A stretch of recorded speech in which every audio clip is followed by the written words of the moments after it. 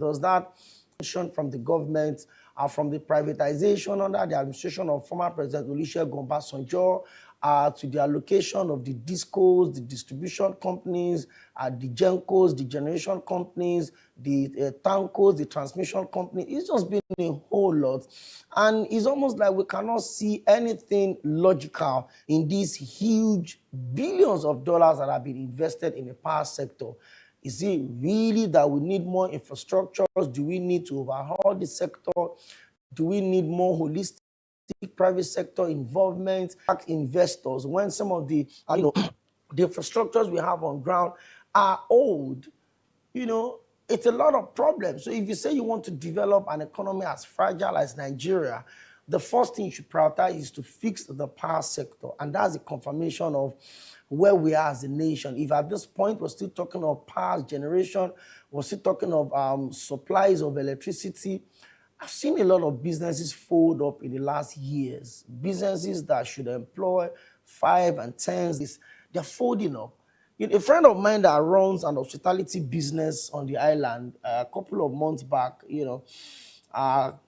came over to the house and we were talking. And I was like, how are you balancing up? And you know what he told me? He told me that twice in the last 1 year, he's had to do salary cuts because he doesn't want to sack people. So his staff agreed that everybody would take salary cuts to accommodate people. He returned all the salaries to what it used to be because he felt like, listen, if I'm taking this away from your salary because I don't want to sack other people, even the one I'm paying you it's not even enough. Because in this country, there's no amount they want to pay you that will ever be enough. And that's the fact, because every single day, price of commodities in the market are skyrocketing. Basic amenities are becoming a luxury for many Nigerians. And that is really disturbing. So he said, but he keeps returning the money into buying diesel. That at times in a month, he spent almost 4 million on diesel. You need a lot of electricity, you need a lot of power. So if you're on band A and you're running a lounge or an hotel in this country, it's a whole lot. Hospitals, the same thing. Public infrastructures, public facilities, schools, manufacturing companies, media houses, everybody is depending so much on electricity to survive. Then the immediate past Minister of Power, in his wisdom, decided to come in and introduce classism in a liberal society that boldly practices democracy, because they're not even getting the supplies, despite the fact that they pay almost through their noses. Businesses, I know, I'm done. I'm not running business anymore. And you know what that means? The moment businesses fold up, you are returning a lot of people into the labor markets, people that are just managing their lives, surviving on a token that is not even up to the general minimum wage.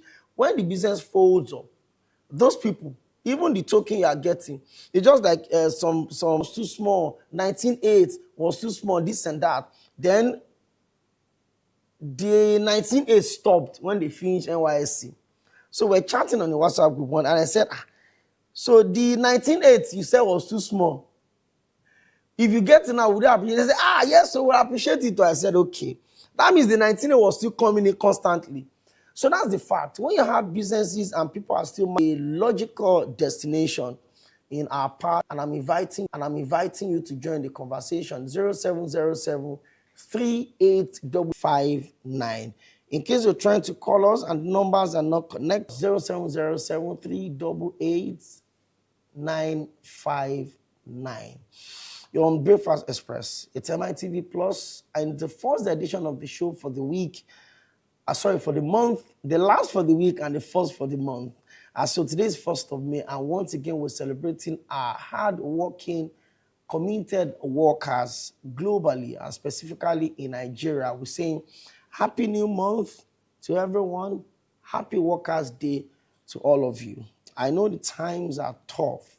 Surviving is chaotic, especially when you see people that have got families, the Labour Congress. I'm talking about a Labour Congress that is united, a Labour Congress that if the Nigerian Medical Association is going on strike, everybody is going on strike.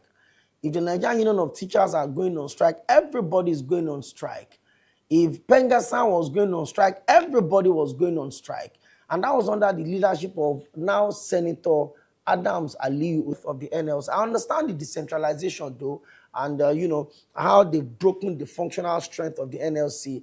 And because what they usually say is that an injury to one is an injury to us. So that was what was driving the collective resolve of the NLC to stand by every affiliate member.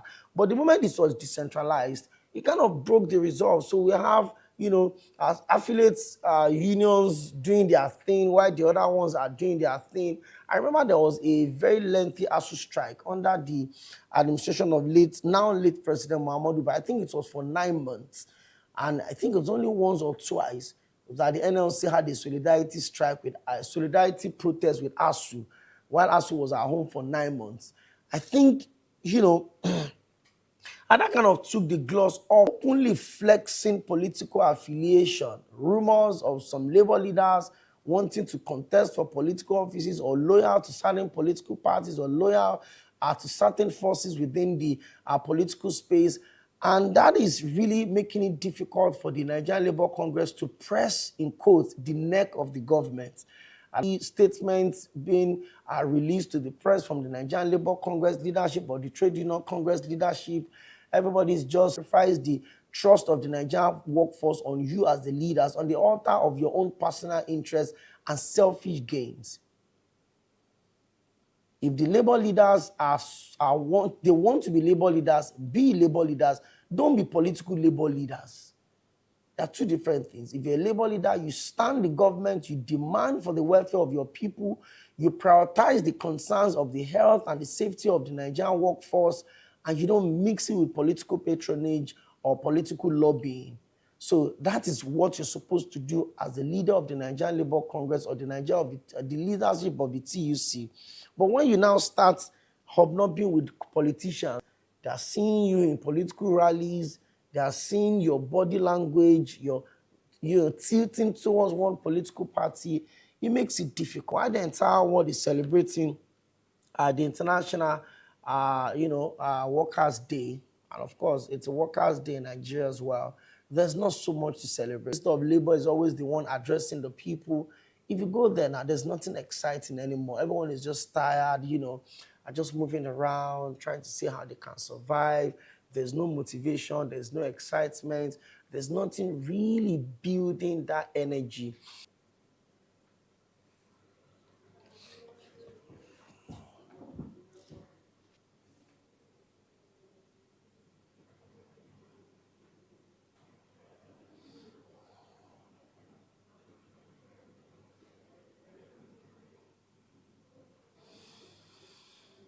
Okay, there's a little twist and the xenophobic attack on non-South Africans, especially Nigerians, Ghanaians, Sudanese. There's been under attacks. I think earlier also killed in South Africa. Even the president of Ghana have had to release a statement in legitimate business, and that is it. Young South African xenophobic men have been fully armed. They fully armed themselves with Stone Age barbaric weapons in huge numbers to go. The volume on your radio set, or you turn it off completely, on your TV set rather. Okay.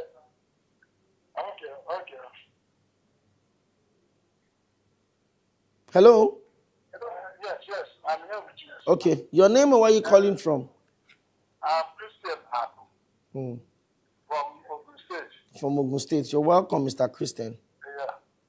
Sir, I love you're hitting the iron at the right place. I love you, sir. Thank you. God bless you. Continue speaking the truth. What I said is really. But in the past few years, we've seen labor call on strike, and on the eve of the strike, they tell you that, the strike has been suspended. I remember there was a time I had a conversation with one of the Zona Vice Chairman of the Nigerian Labour Congress, and they released a statement and say, tomorrow morning there will be labor, we're not going.